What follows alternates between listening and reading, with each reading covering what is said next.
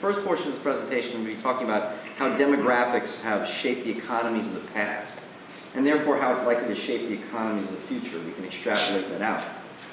One of the downsides is the press and politicians would have you be focusing on what I would argue are the wrong villains.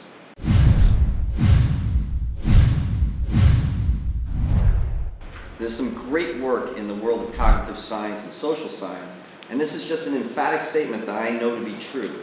It's actually a quote from 20 years ago. It's, "You are the healthiest, wealthiest, safest human being to ever walk the earth." Now, can a politician afford to tell you that and hope to get your vote? No, what they have to do is confirm your worldview. And the worldview is things are bad. Things are worse today than they were in the past, and that is just emphatically not the case. So what I would argue is that the press can't even argue that either. Because if the press told you you're the healthiest, wealthiest, safest human being to ever walk the earth, would you buy the newspaper? Would you vote for that politician?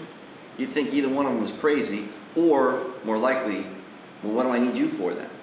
So what they have to do is they have to focus your attention on false villains.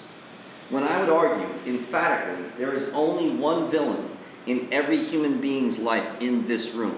It's different than employees.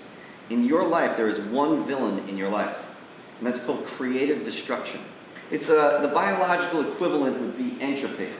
Everyone in this room is dying a slow death. That's the reason why we need food and exercise and vitamins and things like that to stave off entropy. The organizational equivalent to that is creative destruction. It means every one of our organizations is going to die a death at some point. And the only bad news I can tell you is creative destruction is actually accelerating. Right? There is only really one villain here, and it's on the West Coast. When you take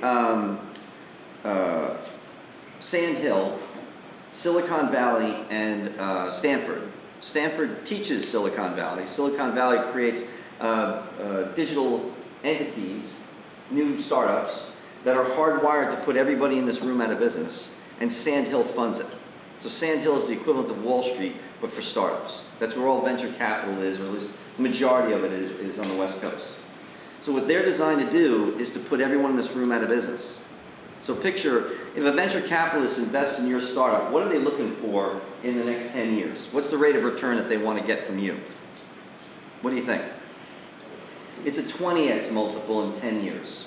That's a combined, or a compounded 14.4% rate of return. How many of the 100 or so companies that they fund, how many of them actually succeed? 5. So it's a 5% success rate. Now one of the 5 is going to be the next Facebook, and that'll make up all the money for all the other ones. Situation, but 5 will be successful. Ask yourself, what does the other 95 do? They do it again. And then if they fail, they do it again. And if they fail, they do it again. They keep doing it until venture capital stops funding them. So that makes them the equivalent of antibodies, and we're the bacteria. So what I want you to be able to do is to know the knowable future, so your vision is more durable, that your revenue is more sustainable, and that'll enable you to help stave off creative destruction for as long as possible. Because if you can increase the durability and sustainability of your revenue stream, not only do you just survive, but you can actually put yourself in a position to create extreme valuation and have an exit strategy for your retirement.